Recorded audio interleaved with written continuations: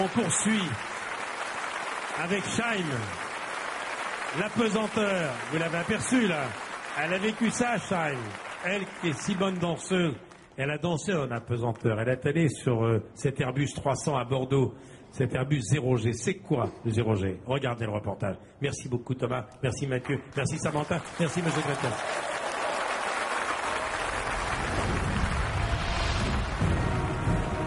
Tout est surnaturel en fait, c'est très déstabilisant.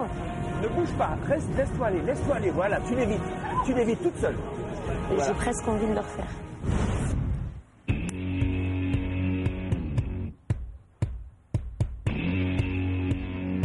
Monsieur Clairvoy, bonjour. Bonjour. Dois-je vous appeler Jean-François ou Billy Bob? Les deux. Billy Bob, deux c'est dans l'espace. Sur Terre, c'est Jean-François. Mais j'aime bien les deux. On est actuellement sur le tarmac de l'aéroport de Bordeaux. On va monter à bord d'un avion qui va nous placer en orbite. L'état d'apesanteur, vous connaissez très bien. Qu'est-ce que c'est? Vous imaginez, vous êtes dans un ascenseur au sommet d'un gratte-ciel. D'un seul coup, on coupe le câble. À l'intérieur de l'ascenseur, tous les objets tombent en même temps que la cage d'ascenseur. Et en nous regardant à l'intérieur, on a l'impression qu'on n'est ni attiré vers le haut ni vers le bas. Nous tombons. L'état d'apesanteur est un état de chute libre continue. C'est un avion aussi, il me semble, qui sert de laboratoire scientifique, c'est ça? Tous les domaines de la recherche scientifique, la physique des fluides, les matériaux, les sciences de la vie, la physiologie, sont testés dans cet avion, 30 à 40 fois par vol. On lui fait suivre une trajectoire orbitale pendant 22 secondes. Dans cet avion, la recherche suffit à produire des résultats scientifiques qui font progresser la connaissance et la recherche en général. D'accord, donc vous voulez dire que pendant 20 secondes, on va être dans les airs, on va voler dans les airs, on va être en apesanteur. Alors si vous n'êtes pas attaché, effectivement, vous allez flotter exactement comme les astronautes dans l'espace. C'est une sensation très bizarre qu'il est impossible de décrire, il faut le vivre. Bon alors maintenant, j'ai envie de monter à bord. Vous m'emmenez? Ben venez, je vous emmène.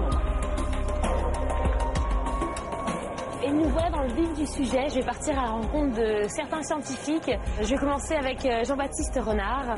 Alors à quoi consiste votre expérience, monsieur Jean-Baptiste? Expliquez-moi tout. Avec des mots simples. Oui, sans problème. Donc en fait, nous étudions la poussière qu'on va trouver dans l'espace. Typiquement, c'est la poussière qu'on va voir dans les comètes. Eh bien, la lumière que va réémettre ces comètes va dépendre de la nature de la poussière qui compose ces comètes. Vous pouvez avoir du carbone, du silicate, c'est-à-dire ce qui compose le sable, du quartz, enfin plein de composés différents. Et en fonction de ces composés, on va percevoir sur la Terre tout à fait la même lumière. Merci voilà. pour vos réponses.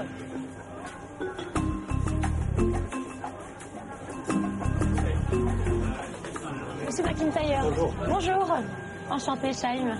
Enchanté. Vous pouvez nous expliquer en quoi consiste votre expérience pour cette campagne? Nous sommes les neurophysiologistes, on est intéressés par le cerveau et comment le cerveau contrôle le geste de nos bras. D'accord. Et donc comment le cerveau va activer des muscles pour faire des mouvements simples. Vous voulez dire que sur Terre, le fait de prendre mon bras, par exemple, je le fais assez naturellement sans forcément réfléchir et dans l'espace où là, en état d'apesanteur, je le ferai pas de la même façon, ce geste-là. C'est obligatoire, là j'ai la gravité, donc je dois activer les muscles ici pour soutenir le bras. Oui. En 0G, si j'ai fait ça, mon bras va là. Voilà, c'est ça. Okay. Évidemment, les astronautes ne passent pas leur vie comme ça en apesanteur, mais dans les détails de leur mouvement, on voit quand même qu'il y a une anticipation des effets de la gravité et on regarde comment ils s'adaptent pour optimiser leur geste. On peut dire que vous amusez quand même si vous êtes concentré. Ah oui. De temps en temps seulement. C'est un grand plaisir, même de préparer, mais aussi bien sûr. Bien sûr, j'espère que vous aurez les réponses à vos questions et je vous dis à tout à l'heure alors. Merci.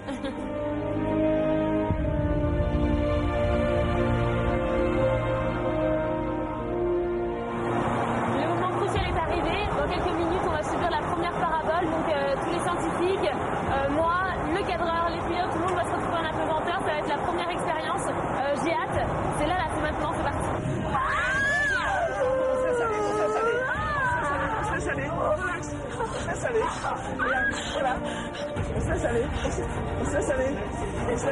Voilà. Impeccable, tranquille, c'est rien. On se laisse aller. Je m'excuse pour le cri que je viens de passer. On se laisse aller. Mon Dieu. Voilà. On va revenir tout seul, tranquillement. On va revenir.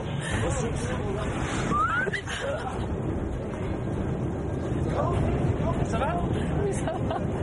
C'est horrible. Non, c'est étrange. Ce n'est pas horrible. C'est très désagréable de ne pas pouvoir contrôler son corps en fait. C'est pour ça qu'il faut se dire, je ne cherche pas à contrôler mon corps. Je laisse le monde extérieur agir sur moi.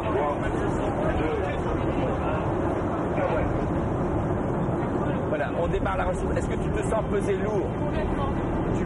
Tu vas traverser le plancher. L'avion est en train de cabrer. On va entendre 30 degrés.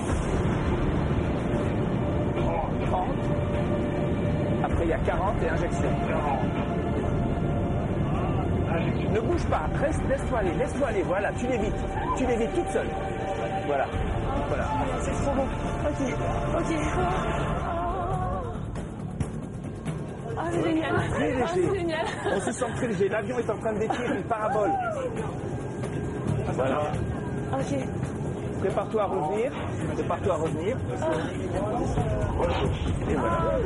Yes. Ok. Voilà. Et là, nous sommes en train de sortir de la parabole pour revenir à l'horizontale. D'accord. Donc on pèse à nouveau presque 2 fois notre Ah, poids. c'est trop bon. Ah, là, c'était bon, là. La première parabole, j'ai beaucoup mieux vécu. Je me suis laissée aller. Et ce qui est surprenant et ce qui fait un petit peu peur, c'est qu'au moment de l'injection, j'ai l'impression qu'on fait comme un lance-pierre, en fait, et qu'on va partir à toute vitesse. Et finalement, non, c'est à ce moment-là qu'on a l'impression de voler, cette sensation d'oublier son corps, de ne plus exister, finalement. Et c'est surprenant, c'est magique, C'est extraterrestre. On peut c'est le dire. extraterrestre.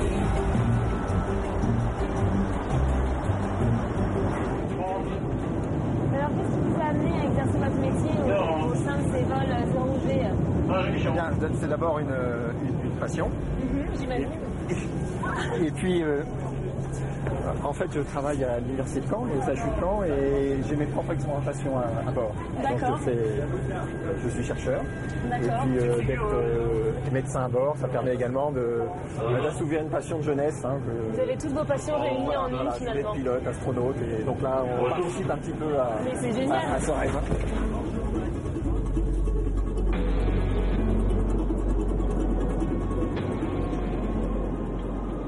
Jean-Baptiste, on arrive à la fin du vol, tout s'est bien passé? Impeccable. La pesanteur nous a encore réservé des surprises parce qu'un échantillon qu'on a observé n'a pas du tout fait la réponse optique auquel on s'attendait. D'accord. Ce qui justifie complètement de faire des vols paraboliques, parce qu'en laboratoire, on n'aurait pas eu ce genre de résultat. Même après 18 ans de programme, on a toujours des choses inattendues. Donc, C'est pour ça que vous continuez. et c'est pour ça qu'on continue. Et la matière en apesanteur a toujours un comportement très différent de ce qu'on a au sol. Pour le commun des mortels, l'état d'apesanteur ne reste qu'un terme. De vivre les sensations, c'est des émotions. On ressent son corps tellement différemment. C'est assez difficile à mettre des mots d'ailleurs sur ce qu'on ressent dans ces moments-là. Tous les scientifiques qui étaient à bord de l'avion avec nous sont plus que concentrés. Il faut être passionné pour pouvoir faire ce genre de choses. Je pense que le mot dévotion n'est pas trop fort. C'est fascinant, c'est enrichissant.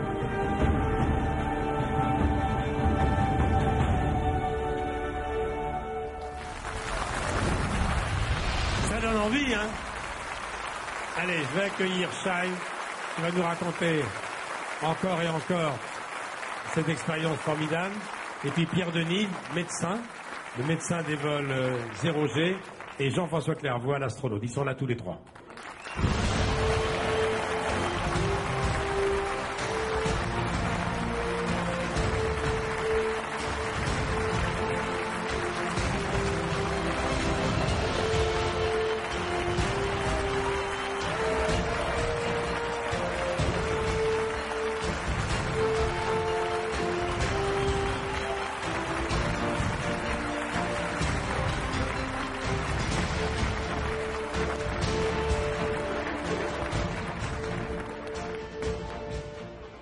Alors là, vous n'êtes pas prêts d'oublier ça, hein? Incroyable. De revoir les images, déjà j'ai l'impression d'y retourner. C'est des sensations qui sont magiques, qui sont extraterrestres, comme on le disait. C'était incroyable. Mais vous êtes assez casse-cou finalement, non? Assez, ouais. Là, je suis assez téméraire. Je suis peureuse, mais je suis téméraire. Vous aimez tout ce qui vole, vous aimez l'espace, ça vous fait rêver. J'aime avoir des sensations fortes et je suis très curieuse. Et c'est vrai que d'avoir cette opportunité-là, je l'aurais probablement jamais une autre fois dans ma vie. C'est vrai. Et c'est une expérience unique. Si on se retrouve dans un état juste magique, on n'a pas cette sensation-là autre part. Et c'est vrai que les premières fois, c'est surprenant parce qu'on a beau anticiper, on a beau avoir des références visuelles, tant qu'on l'a pas vécu, on peut pas s'imaginer en fait ce que c'est réellement. Alors on a vu, vous n'étiez pas tout seul dans l'Airbus, il y a beaucoup de scientifiques. Alors docteur Pierre Denis, vous êtes au CHU de Caen, vous êtes médecin sur les vols 0G. Alors on a vu à bord de l'Airbus, ces vols 0G, pour vous, c'est très important.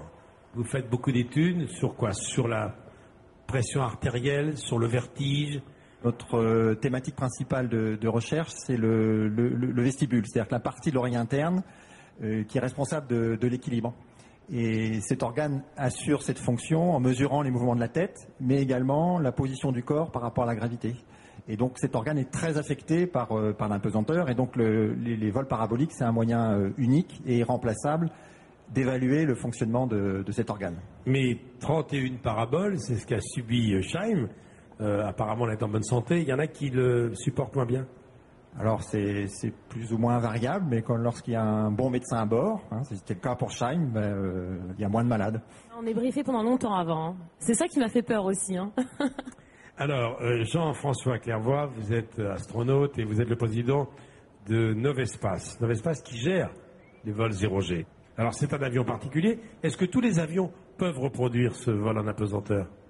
Tous les avions peuvent reproduire de la pesanteur, mais la durée varie en fonction de la performance de l'avion et certains nécessitent quelques modifications. À quelle altitude volait l'Airbus, au-dessus de Bordeaux? Là, nous démarrons environ à 6 km d'altitude. Il nous faut 1,5 km pour faire la ressource. On a l'impression de partir en looping d'ailleurs, jusqu'à environ 45 degrés d'inclinaison. Et après, on monte à presque jusqu'à 9 km. Donc c'est entre 6 et 9 km d'altitude. C'est une façon pour vous de retrouver les sensations que vous avez éprouvées la première fois, car vous êtes allé 3 fois. Vous avez fait 3 missions dans l'espace. Oui, certainement. Le phénomène d'apesanteur, c'est quelque chose qui ne s'oublie pas. Une fois qu'on l'a vécu une fois, c'est un souvenir à vie. Et lorsqu'on le ressent à nouveau, eh bien sûr, il y a plein de souvenirs qui reviennent d'expériences vécues en apesanteur. Mais il faut savoir qu'avant mes premiers vols spatiaux, avec Jean-Pierre Aigneret, nous avions démarré les premiers programmes de vols paraboliques en Europe basés sur une caravelle. Et nous avions plusieurs milliers de paraboles à notre actif avant d'aller dans l'espace. Donc l'apesanteur, je connaissais très bien. En tout cas, si Scheim va dans l'espace un jour, elle a déjà connu une initiation. Ah oui, c'est pas rien. Hein. C'est une apesentatrice.